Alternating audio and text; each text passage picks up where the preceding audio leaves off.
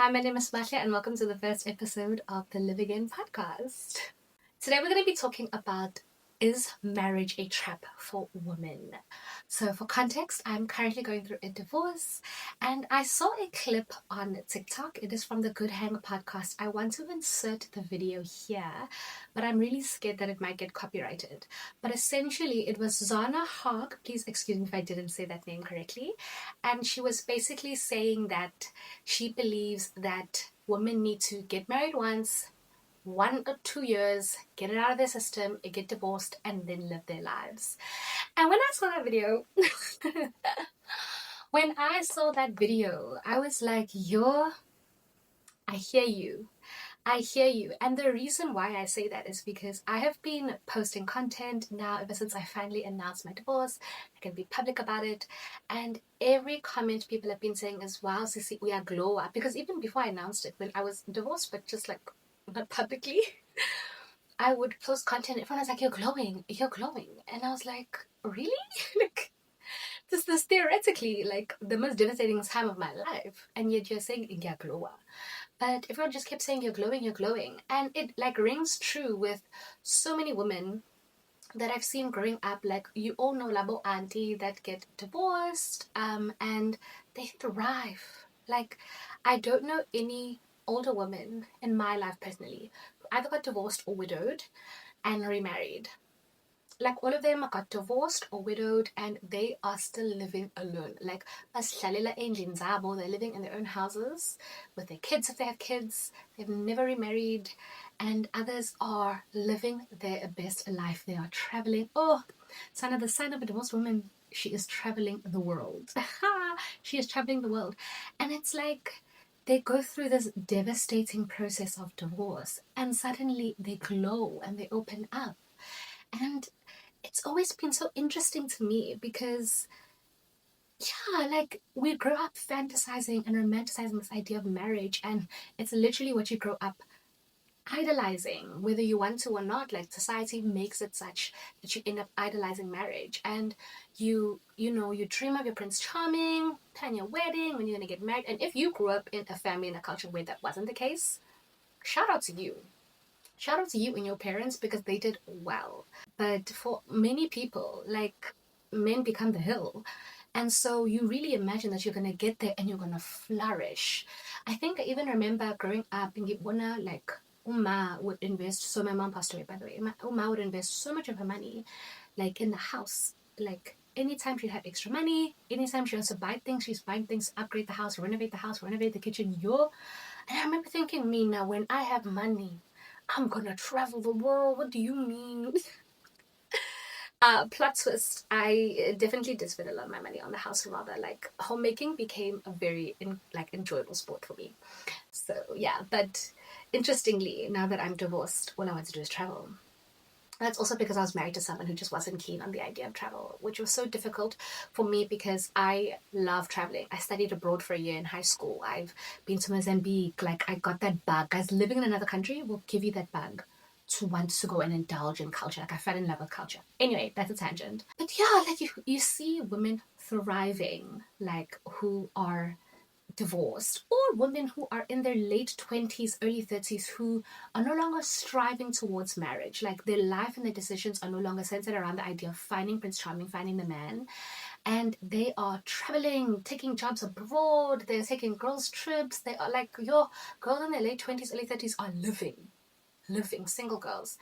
And so when I saw that video clip from the Good Hang podcast, it really got me thinking, like, is marriage a trap for women? Another thing that got me thinking of it was this episode clip from Grey's Anatomy. Oh, it's Christina Yang. She's locked in a bathroom. She's been crying all day. No one could get her out of the bathroom. Context-wise, I think she was crying over, like, a relationship issues she had with Owen. And Grey's Anatomy girls, I'm guessing we all hate Owen, right? Right? We're clear on that.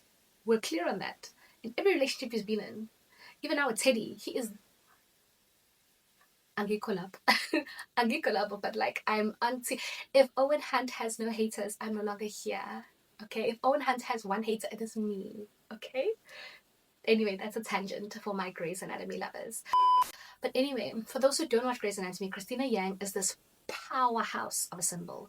She is a woman who is a cardiothoracic surgeon. She has an MD, which is in South Africa we call it MB, CHB, UYMCMB, medical degree. She has a medical degree and she has a doctorate. Like, she has a PhD and a medical degree. She has just been top of her class at all times. She is just like an intellectual. Oh, she's a mastermind, and she's so disciplined. She's just like the epitome of what you think of when you think of excellence in their career and their passion and their drive.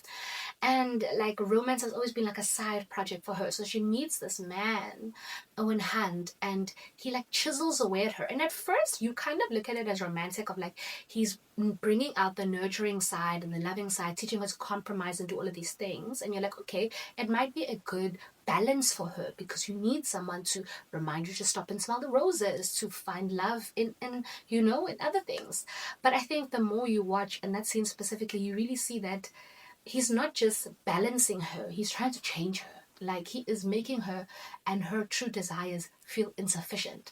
And so in that clip, he finally gets through, he's sitting on the floor, they're talking. And Sana, she has a breakthrough moment. She has a breakthrough moment. You just see her laughing. Like, they both start laughing. And then he stops because, like, it's not that funny. And she just carries on laughing. Like, she is laughing. And I'll put a link to the video in the caption, because I'm very scared to insert clips in the video because of copyright.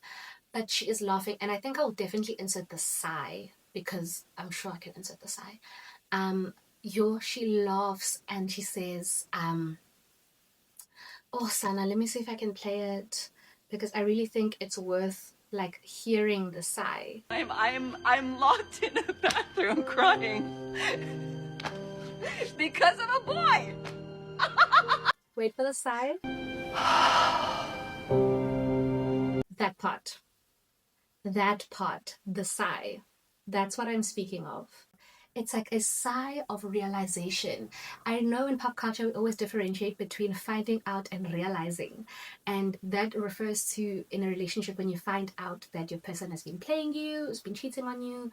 You know, when someone confronts you, comes to you woman to woman, and confronts you, and you find out about their infidelity or their abuse, just whatever, something, you find out something in the relationship. And there's a difference between finding out and realizing. Finding out is that one instant that's like, you are given a revelation of new information. You're finding out. Realizing, it is like when the tumbling bridge comes falling down. It's like when you come back to your senses. Yeah, and that's what is happening in that clip. It's like she's crying over this boy who's making her feel inadequate. And she has a moment to realize, hold on, I have a PhD. I have an MD. I'm a cardiothoracic surgeon. I am excellent, and I'm crying for you. I'm crying over a boy. I'm risking my future, not studying for my exams because of a boy. Crazy business. And it's like that sigh is like a deep breath of realization that, like, this is ridiculous. I know who I am. But before we get into that, let's get into some stats, because the question is marriage a trap for women? Now, I have some stats here. And I am a master's graduate with a distinction, baby girl. I have a dissertation. So best believe I operate in facts. I will include the references in the caption below, so you can read the references to all of sources that I'm going to be referencing here. So this is in reference to studies that have been conducted regarding marriage and happiness between men and women. So here's some stats differentiating the experiences of women and men in marriage. Men. For men, marriage often serves as an emotional anchor, providing a sense of stability and purpose. Studies suggest that men report lower levels of stress and anxiety compared to their single counterparts. The presence of a spouse encourages emotional expression, provides a support system during challenging times. Additionally, marriage helps men develop a sense of responsibility and commitment, and it can enhance their self-worth and their emotional resilience. For women, on the other hand, women experience a more complex emotional impact. While marriage provides love and companionship, it can also introduce stress, Due to caregiving responsibilities and societal expectations, women often take on the role of emotional caregivers within marriage, managing the emotional well being of their spouse and children. The emotional labor can sometimes lead to burnout, particularly if there is an imbalance in the division of responsibilities. So that's on the mental side. Let's keep going. For men, research shows that men tend to live longer. Men tend to live longer and have better physical health compared to single men. Marriage encourages healthier lifestyles as women often influence their husbands to adopt better eating habits, regular medical checkups, and reduced risky behaviors such as excessive alcohol consumption or reckless driving. Married men are also less likely to engage in activities that pose health risks, leading to overall better well-being. So this is regarding to health. Now let's see what it says for women. For women, the health benefits of marriage are not as clear-cut. While emotional support from a partner can enhance mental and physical well-being, married women often experience high levels of stress due to household and caregiving responsibilities. Studies indicate that women in traditional marriages may experience an increased risk of stress-related health issues such as high blood pressure, anxiety, particularly if they bear the burden of household labor without adequate support, which really is the case in most instances. As much as men try, women still carry the mental load. Carrying on, career. Married men generally experience career advantages. They are more likely to be perceived as responsible and committed, leading to higher earnings and job stability. The phenomenon known as the marriage premium suggests that men receive preferential treatment in the workplace because employers associate marriage with reliability and maturity. And I know we all even say that when it comes to insurance. Men get better insurance rates when they are married because their risk potential is lower. Sana. Additionally, with a supportive spouse managing household affairs, men can focus more on their personal growth. Women, for women, marriage can sometimes lead to career challenges. Their expectation to balance work, childcare, and household duties can result in limited career opportunities and wage gaps. Women can take maternity leave or work part time due to family responsibilities and often face difficulties in career development. However, in egalitarian marriages where household responsibilities are shared, women can pursue their careers with fewer limitations. Got fewer, not even fewer. They're still there, but up. Last one I'm going to go for is divorced men often experience a decline in emotional well-being. And so this is now pertaining to divorce. So this is now what happens once they get divorced. Divorced men experience a decline in emotional well-being and physical health. They may struggle with loneliness as their primary emotional support system has been removed. Studies indicate that divorced men have higher rates of depression, substance abuse compared to married men. And financially, men may face challenges related to alimony, child support, and other obligations. Whereas women who are divorced may experience initial emotional distress following a divorce. They often recover more quickly than men. Many women find a sense of independence and personal growth post-divorce. Financially, however, women may face hardships, particularly if they were financially dependent on their spouse. Single mothers in particular may struggle with balancing work and parenting responsibilities. So those are the stats. Those are the stats, ladies and gentlemen, when we speak about marriage and how it affects men and women. As you can see, disproportionately, it affects women worse to be married. Like they suffer in terms of the emotional labor, the mental labor, career opportunities, financially, health, like Gooby. Gooby. And yes, there are some benefits. I mean, companionship, guys, is a real thing. Companionship is a real thing that does offer material benefits. Guys, having someone to lean on is a real thing that helps. But the data just says that, like, it's not good for women to be married. It's not good for women to be married. That's what the stats say, okay? So that's just one piece of information that I'm leaving with you. And I think one of the big reasons why women tend to experience these things is because society really urges women to sacrifice themselves. You give everything in your marriage. You kind of release the identity, your personal identity, and you and you become your marriage, you know. I think one of the things I've realized with my therapist as I'm going through therapy now with my friends as well is that I was really codependent in my marriage. And I think that's something a lot of women suffer from. And it's not always from a negative point of view. Like, it isn't always from a low self-esteem, you know, or societal forces you. Sometimes it's out of love. You love your man so much. I just want to be with you. I just want to live in your skin. It's all I want. Like, sometimes it's literally out of love and adoration that you become codependent because you love your person so much. Kumnandi apa kwa love lives here, that you just want to be with them and hang out with them. And like, you don't want to breathe unless you're breathing with them. You want to be around them, you know, like all the time. And it's nice. It doesn't come from a place of sacrifice. It feels like it's coming from abundance and it's giving you more. But in the end, you end up sacrificing. I remember every time my husband would be away traveling, ex-husband now, I would be so productive. Those are the times I would start challenges. I would be more consistent at the gym.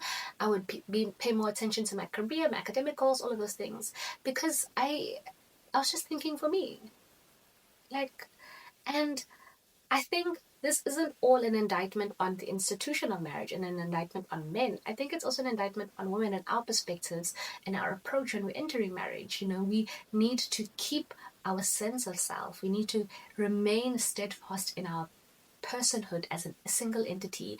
We need to not become codependent, and we need to remain focused on being a whole person before you're a wife who is no longer a single entity. I think that is one thing that I learned towards the later stages of my marriage, that quite often, honestly, men want a happy wife more than they want a good wife. And I think you're trained by society and your bridal showers and all of that thing to be a good wife, clean, do this, make, like, be a good wife, the expectations of a good wife. And that comes with all of the expectations of cleaning and caregiving, all of that stuff. When if men could choose, honestly, they would rather have a messy home and a happy wife. Like, they would rather have you not worried about the state of the house and all of that stuff, and you just being happy and living your life. And I know that's easier said than done, because like, if you don't take care of the house, who will? Really, like, it's easier said than done. So I'm not like, I'm not here to bash marriage as an institution, and I'm not here to bash men either. I think everyone has a part to play. Society has a part to play, men has a part to play because they're not picking up their slack, but women have a part to play because we go into that system and we do, you know, completely submerge ourselves in it because of societal expectations, because of our own ideas of marriage, whatever. But we do become codependent and we do let go of our dreams. Part of it is our fault, but part of it is the environment is not conducive to two people having a dream. And often one person is a sacrifice, and it's usually the woman. And I think that's one of the big sources of why marriage of women experience such bad repercussions in marriage. There's also the aspects of women are just natural caregivers, and so sometimes care labor is not really valued or compensated the way it should be. Women are expected to be caregivers and still help out financially, and so the burden becomes heavier, and that's also a part of it. So it's not just, you know, women being codependent, it's women having so much on their back because you must be caregivers, and it comes naturally at times, and you want to nurture, you enjoy it, but then also you still have to care about financial obligations and career aspirations and children and all of that stuff, and it just becomes a lot to handle. So it's not a singular blame entity. It's not a singular blame. It's just the current state of the situation. And it's something to think about if you are married or if you enter into the season of marriage. How do you continue to prioritize your own personal well-being, your career growth, your personal growth, your health growth, your emotional well-being? Because at the end of the day, a happier you and a better you and a more fulfilled you is also making a better and more fulfilled marriage. So, on that, is marriage a trap for women? After all that I've just said, after all that I've just said, my whole spiel about marriage, and all of the pros and the cons that I've given you, I still desire marriage. I still love the institution of marriage. I'm not a hater of marriage. I still hope one day to meet the man that I should be married to. I hoped it was my ex-husband. It turned out not to be. It devastated me. I'm still broken on the inside in some ways. But I'm healing, and God has been with me, and God has been gracious. But regardless of my bad experience, I still believe in marriage, and I don't think it is a trap for women. I think, especially in the Christian lens, from the Christian perspective, and this is something that I didn't know fully going into marriage. I learned it throughout marriage. Would it have saved my marriage if I learned it earlier? I don't know, and I don't think that's a helpful exercise to go through. Um, but I think what I'm about to talk about, I think it's why I do love marriage, and this is from a Christian perspective. So, one of the people I follow on Instagram, her name is Upano Kabuto on Instagram. I'll put her handle in the caption.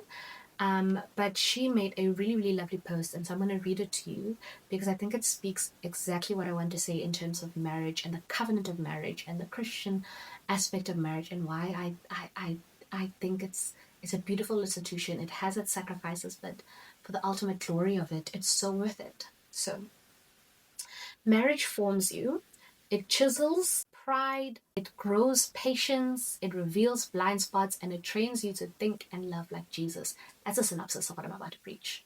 That's from Darius Daniel. He says, a marriage forms you. It chisels pride, it grows patience, it reveals blind spots, and it trains you to think and love like Jesus. And so, from a Christian perspective, in terms of the covenant of marriage, Pano says, or Fano, please, if it's Fano or not, Pano, please excuse me. Marriage is not just a romance story, it is a refining fire. It's less about being committed by another person, and it's more about being conformed to the image of Christ. And that conformity often comes at the cost of one's pride, one's self will, and one's comfort. Yeah, if you're a Christian, the ultimate goal is to be conformed to the image of Christ. And there is no better way to do it, Sanalwam, than marriage. Pardon the interruption, Sibahle here coming to you from the editing room, and I really wanted to come and add in a piece because I wanted to make sure that I draw the distinction between a marriage that depletes like the one referenced in the stats in the beginning of the episode and the kind of Christian marriage that I'm advocating for. How women end up getting the raw end of the deal in marriage that leads to those horrible statistics about women's experiences in marriage is often because women are the only ones who are self-sacrificing and who are depleting themselves in marriage and doing the hard work of partnership. In the process of doing it, you abandon yourself and in essence become a shadow of yourself in the marriage. And that is how your husband is able to sap all of your energy, sap all of your life, literally your life, because they live longer. And you end up just depleted and a shell of a human being. Whereas a Christian marriage, and the marriage that I'm in favor of, and I believe is not a trap for women, both parties, the husband and the wife, both sacrifice and work on themselves to become conformed to the image of Christ. But neither of you idolize the marriage to the point of abandoning yourself for the sake of the marriage.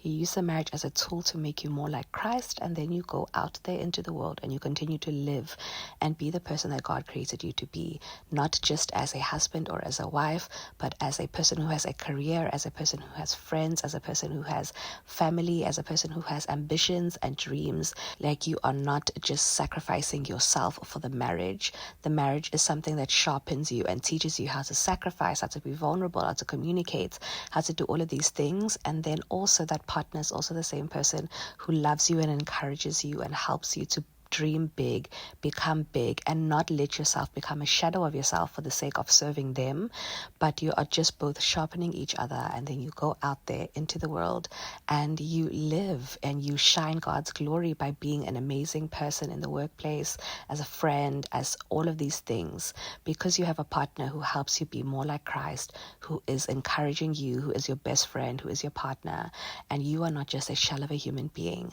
You are not just depleting and serving a person, but you are being sharpened by that person and you are going out into the world and living. Okay, now back to the episode.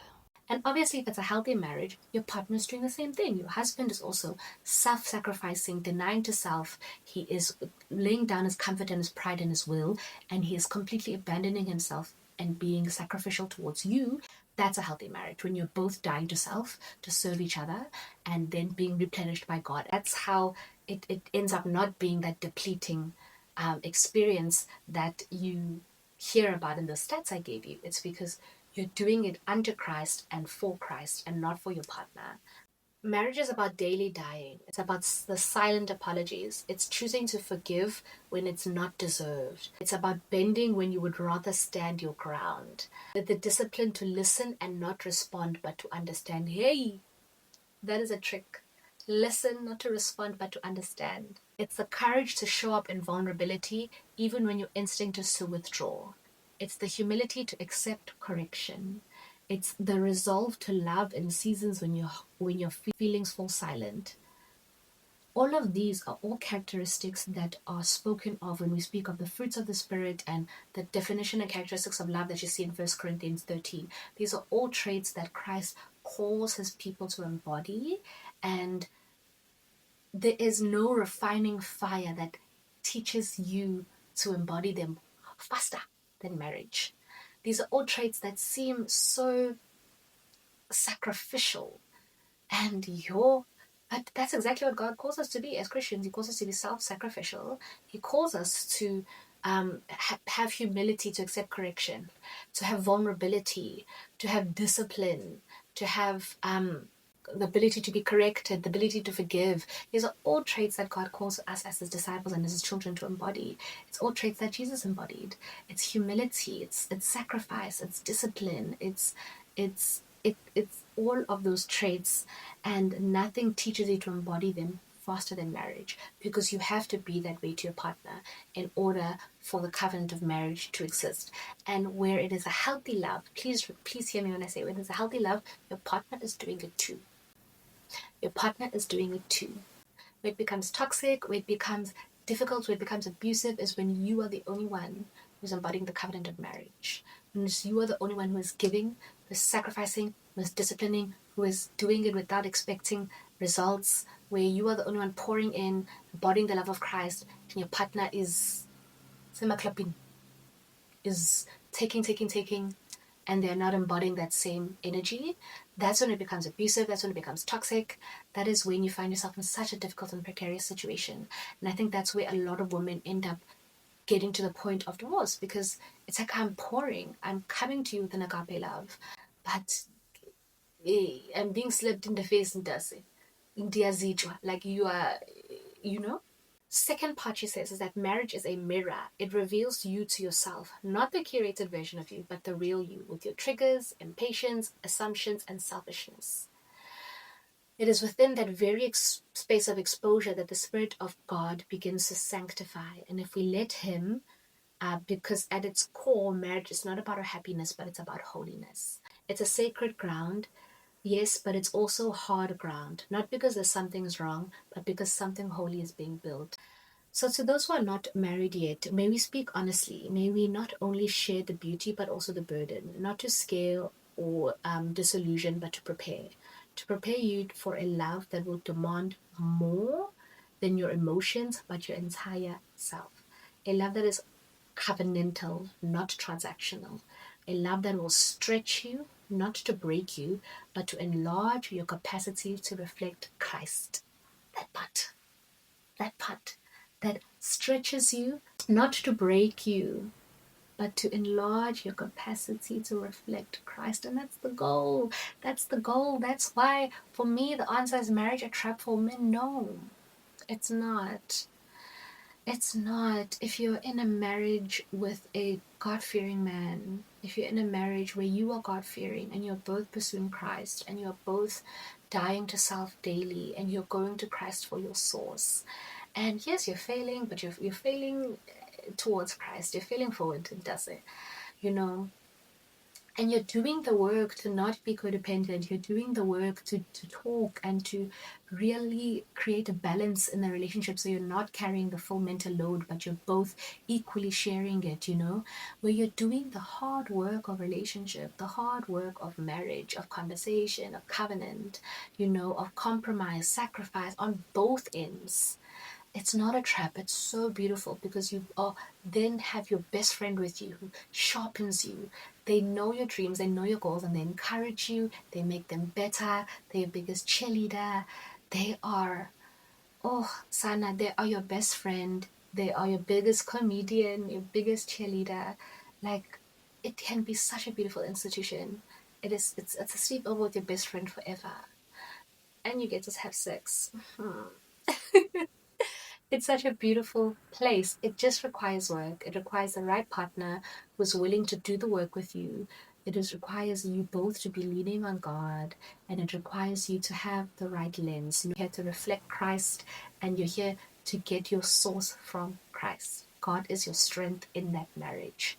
And if you are so blessed to find a partner who loves Christ and is pursuing Christ along with you, and you can both do that together, oh, marriage is such a beautiful place. It's such a beautiful place.